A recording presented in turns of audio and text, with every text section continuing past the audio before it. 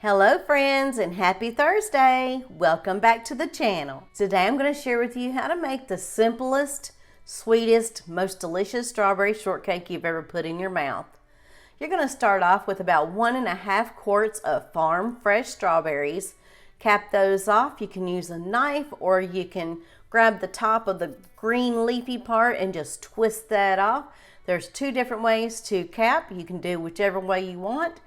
Once you've capped all of your strawberries, slice them up long ways. You can slice them up, you can chop them up, you can do whatever you like, but I like to slice those up. Can you see the deep red in those strawberries? You can definitely tell the difference between farm fresh and store-bought. Here I have 1 cup of sugar. I'm adding 1/2 cup at a time. Now fold in that sugar just a little bit and then go ahead and add the rest of that cup of sugar.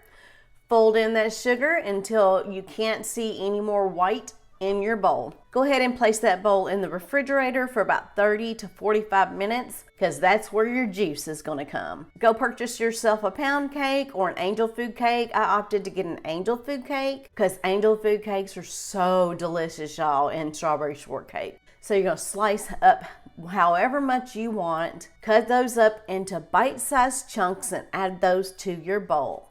Now this is what your strawberry sauce looks like after it's been in the refrigerator for a while. You have some nice juice in there. Now to 2 of your goblets or cups or whatever you decide to use, add a little bit of strawberry and some of that juice. And add some of your angel food cake to your cup or your bowl or whatever you choose to eat your strawberry shortcake in. Once you're satisfied with how much angel food cake or pound cake you want in your bowl, top it off with some strawberries and do not forget to add more of that delicious strawberry sauce. Top with some whipped topping and some crushed up Nilla wafers. This brings it to a next level, y'all.